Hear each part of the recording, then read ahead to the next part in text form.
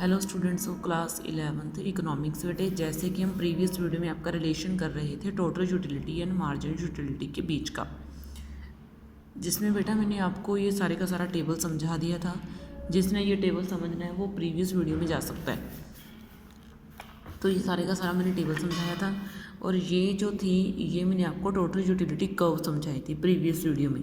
ठीक है, आज हम क्या करेंगे, आज हम मार्जिनल यूटिलिटी कर्व के बारे में पढ़ेंगे। ठीक है, ये यहाँ पे बनानी है, ये ऊपर मेरी रॉन्ग हो गई थी। ठीक है, यहाँ पे हम बनाएंगे मार्जिनल यूटिलिटी कर्व। आपने ऐसे करके एक ग्राफ सा ड्रॉ कर लेना। ये आपने 10th क्लास तक बहुत करा है ग्राफ। ठीक है, आपने 10th क्लास तक बहुत ग्राफ करा है। जिन बच्चों को मैथ नहीं भी आता उन्होंने ये ग्राफ ड्रॉ करा है, ये सबसे ईजी लगता था बच्चों को। ठीक है, तो मैंने ये ग्राफ ड्रॉ कर लिया और यहाँ पे मैंने नंबर दे दिए इस MU के हिसाब से, इस मार्जिनल यूटिलिटी के हिसाब से। क्योंकि हम मार्जिनल यूटिलिटी की डायग्राम बनाएंगे ना, तो इसलिए हम हर वर्क भी मार्जिनल यूटिलिटी के अकॉर्डिंगली करेंगे। तो इसमें सबसे बड़ा नंबर कौन सा है, देखो 8 है ना, 8 सबसे बड़ा है। तो इसलिए क्योंकि हमें मार्जिनल यूटिलिटी जो है वो इधर शो करनी होती है और इधर हमें क्वांटिटी शो करनी होती है। एक्स एक्सिस के ऊपर क्वांटिटी आनी चाहिए और वाई एक्सिस के ऊपर हमारी यूटिलिटी आनी चाहिए।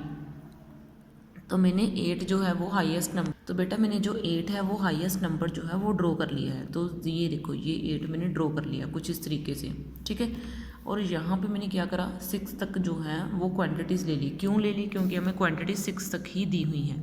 ठीक है, फिर मार्जिनल यूटिलिटी जो है वो कहाँ है, 8 तक है। ठीक है, तो 8 जो है वो मैंने ले लिया। देखो 0 1 2 3 4 5 6 7 8। अब हम कर्व ड्रॉ करते हैं। जब हमारी क्वांटिटी 0 है तो मार्जिनल यूटिलिटी कुछ भी नहीं होती। मार्जिनल यूटिलिटी हैश है, हैश का मीनिंग हो ही नहीं सकती मार्जिनल यूटिलिटी। यानी कि हमें ये तो पता चल गया कि हमारी कर्व 0 से तो स्टार्ट होने वाली बिल्कुल भी नहीं है। ठीक है, यहाँ से कर्व स्टार्ट नहीं हो सकती। क्यों, क्योंकि 0 के ऊपर हमारी कोई वैल्यू नहीं है, 0 भी नहीं है इवन यहाँ पे कि अगर हम बोलेंगे कि 0 है। ठीक है, जब हम फर्स्ट क्वांटिटी यूज़ कर रहे हैं तो हमें 8 यूनिट्स की मार्जिनल यूटिलिटी मिल रही है। तो फर्स्ट यूनिट जब हम यूज़ कर रहे हैं तो हमें 8 यूनिट्स की मार्जिनल यूटिलिटी मिल रही है, यानी कि यहाँ पे इतनी, यहाँ से 1 देखो और यहाँ से 8 देखो और यहाँ पे मिला दो। ठीक है, और जब हम सेकंड यूनिट यूज़ कर रहे हैं तो हमें 6 यूनिट की मिल रही है। तो सेकंड यूनिट ये रही और इधर से 6 यूनिट ये रही। ठीक है, ऐसे करके ऐसे आपने इसको मिला देना है। तो ये मेरी सेकंड यूनिट हो गई। अब जब मैं थर्ड यूनिट यूज़ कर रही हूँ तो मुझे 4 यूनिट की मिल रही है। तो थर्ड यूनिट यूज़ करके मुझे 4 यूनिट की मिल रही है, यानी कि कुछ इस तरीके से हो गई। फिर उसके बाद मेरी फोर्थ यूनिट यूज़ करके 2 यूनिट्स की हो रही है। तो फोर्थ यूनिट ये रही और 2 यूनिट्स रही ये रही। ठीक है, तो ये हो गई।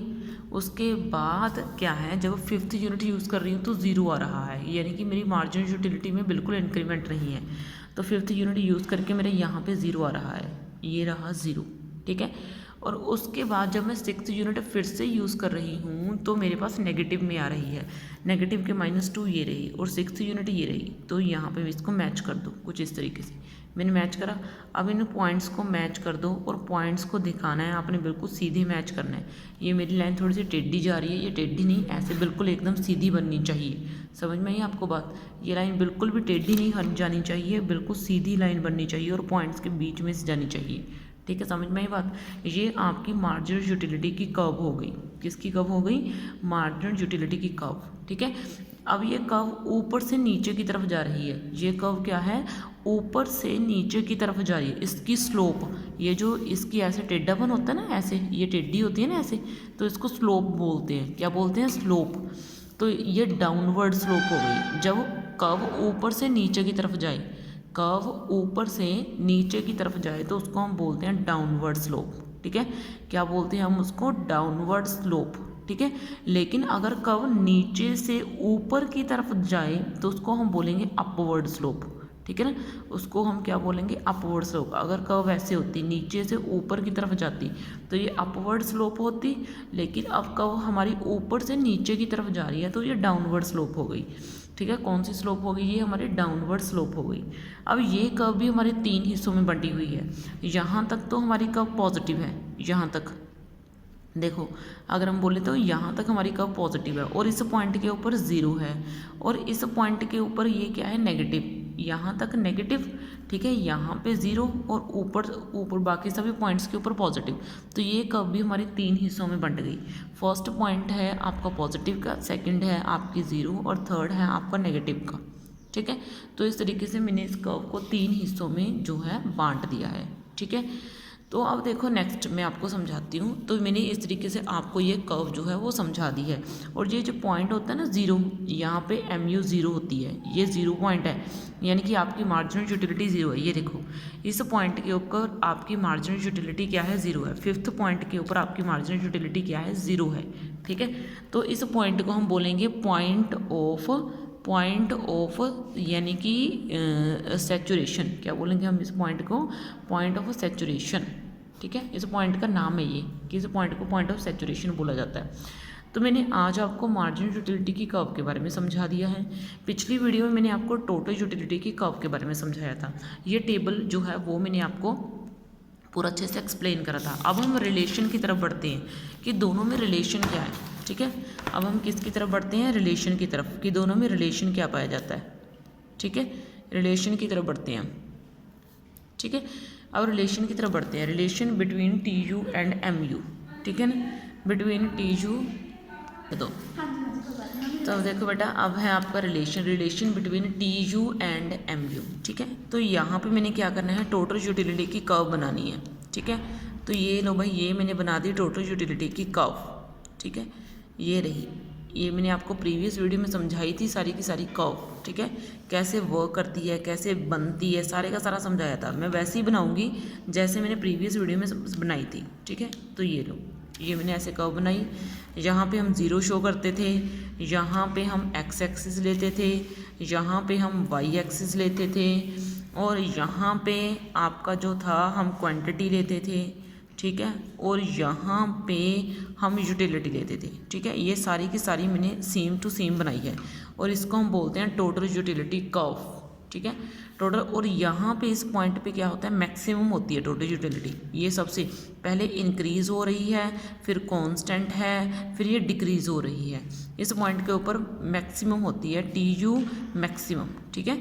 TU क्या है, यहाँ पे मैक्सिमम है, बड़ी से बड़ी होती है, ठीक है।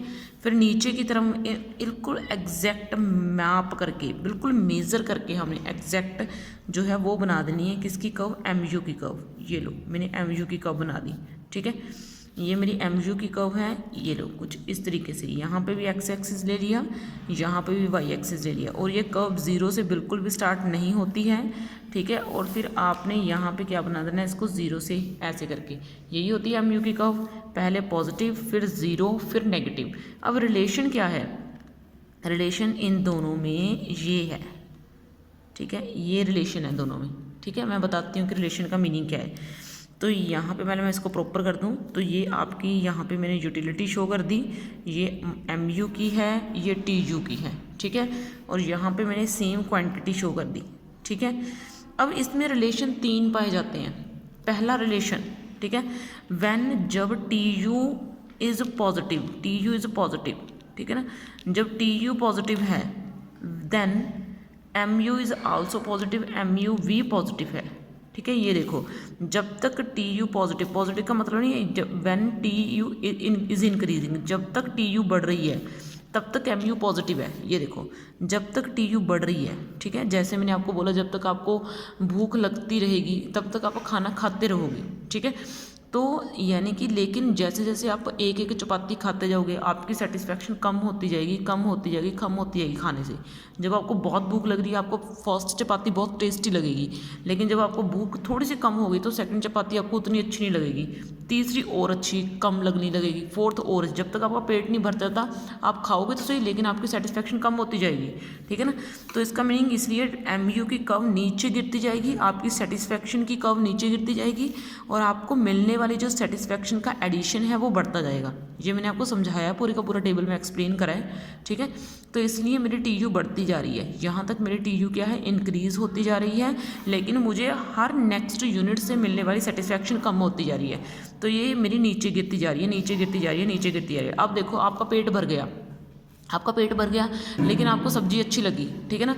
आपने क्या करा, एक चपाती एक्स्ट्रा खा ली, तो इससे क्या होगा, आप खाना नहीं चाहते थे, आपका पेट भरा हुआ है, लेकिन आपने ज़बरदस्ती से खाई है, तो यहाँ वहाँ पे आपको सेटिस्फैक्शन बिल्कुल 0 हो जाएगी। आपको उस चपाती से बिल्कुल सेटिस्फैक्शन नहीं हुई, क्योंकि आपने वो चपाती अपनी जो है सिर्फ टेस्ट के लिए खाई है, लेकिन पेट भरने के लिए नहीं। आपका पेट तो ऑलरेडी भर चुका है, तो इसलिए उससे जो सेटिस्फेक्शन होगी वो ज़ीरो होगी, ठीक है ना। तो इसलिए मेरी MU कर्व जो है एक एक्स्ट्रा चपाती खाने के बाद मुझे जो उससे मिलने वाली सेटिस्फेक्शन है वो ज़ीरो है।